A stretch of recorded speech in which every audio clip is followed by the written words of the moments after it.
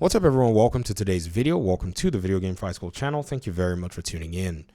I've seen a lot of comments about the concerns that people have about Game Pass. Some have said, it's not sustainable. It's going to basically go out of business. Some have said, this is a system that is harmful to the industry and all of the above.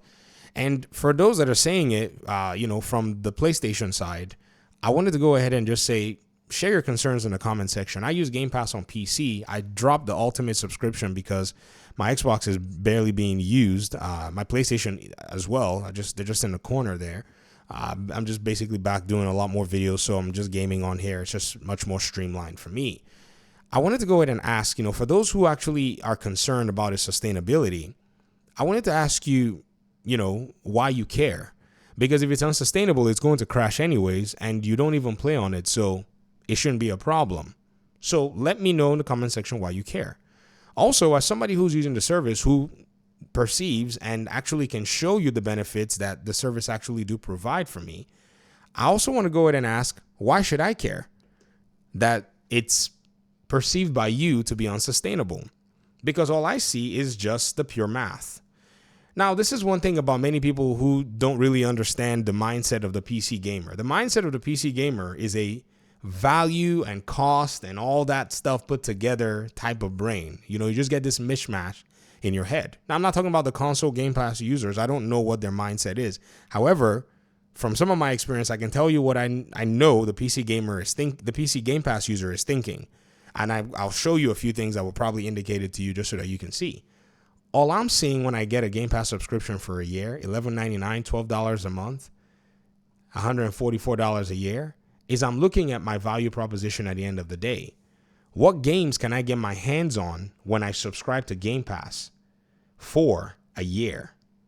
In fact, if I wanted to be, silly about it, I could hop in and out whenever I want to play a specific game. So let's say this year, I know that Black Ops 6 is coming out. I know that Indiana Jones is coming out. And I want to go ahead and play those two games. I subscribe for Game Pass in 1 month. Let's say I keep my subscription for a year. I buy, discounted codes. In that 1 year, I know that, Xbox is going to give the Black Ops 6 game, put it on Game Pass. They're going to put Avowed. They're going to put Indiana Jones within that 1 year calendar cycle. As for the other games, I don't know when they're going to be coming out. Doom seems like it's going to be coming out as well on, that in that 1 year cycle. So I guess maybe we can throw one more game in here and say that's 4 games. Right? Which, if each game costs $70, that's $280. And so Game Pass basically is in a position where it's netting me basically savings of over $100. Now, one thing people might say is, well, I prefer to own my games. And you are, dead on. It's your preference. The truth about the matter is the PC gamer also prefers to own their games as well. I mean, we go on Good Old Games as well to buy DRM-free versions of games that we already bought. It's like the, console gamer will say, I love owning my games. I went to, the physical store and I bought me a hard copy of my game. Wonderful. We commend you. I'm not in the camp of saying, well, hard copies or physical copies are going to be going away very soon. No. I cheer you on and say, yeah. Go buy yourself a hard copy of a game or a physical copy of a game that you want and basically be able to have, access to it whenever you please, because I'm over here on Good Old Games doing the exact same thing. Now, some people have said, well, it's digital. I know it's digital, but, you download the files and the files are basically in your holding. It's just like your physical copy. It's just on a disk versus mine that's just on a hard drive. Just the medium that we carry the files in are not really a big deal. Just wanted to go ahead and point that out because I've seen some people basically try to, make sense of it in that, in that regard. So yes, you want to own your games. Wonderful. But the Game Pass PC user is looking at their savings of over $100. And you know what they're going to go do with that savings of over $100?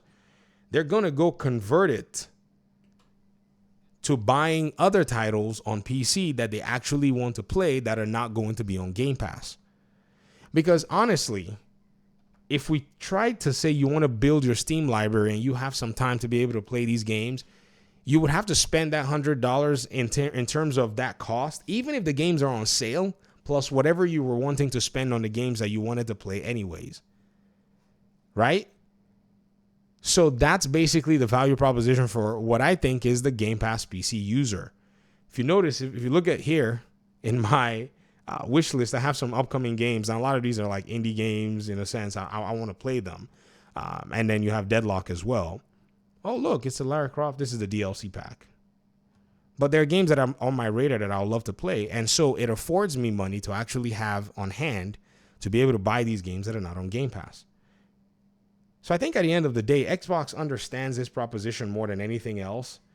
And they realize that with the market so saturated, they can find a way to be able to benefit their own players.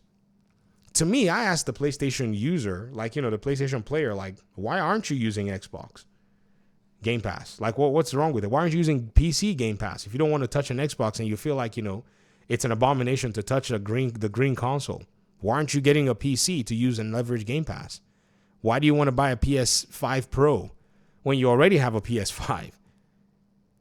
Right? Now, it's your choice. You shouldn't if you don't want to, but I'm just asking, whenever people say they have the concerns, I wonder why anybody who sees the value proposition from a financial perspective, why they should care about not saving money, about not leveraging, limited cash and using it to acquire as many video games as they possibly can, while anybody else on a different platform is paying full price.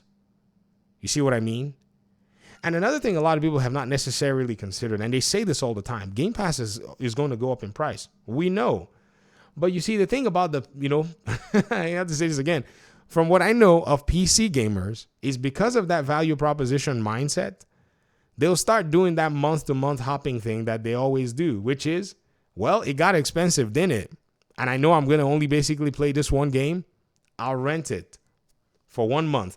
Gamefly is still huge, by the way. A lot of people still use Gamefly, which is wild that Gamefly. I'll see people tell me in the comment section, dude, you should definitely try out Gamefly. But then when you talk about Game Pass, people lose their minds. They're like, oh, Game Pass, how dare you? Which is very interesting.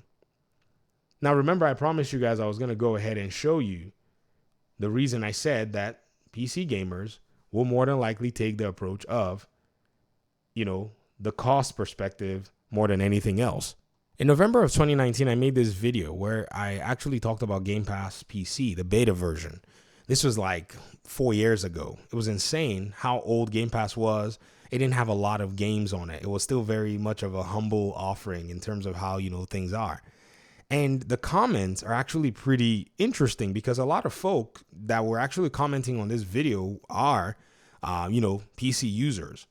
And so we were looking, I was looking through the comments in one of my other videos, and a lot of people were just talking about how much of a great value it actually was at the time that they were subscribing. And keep in mind, this library of games that I just basically showed you guys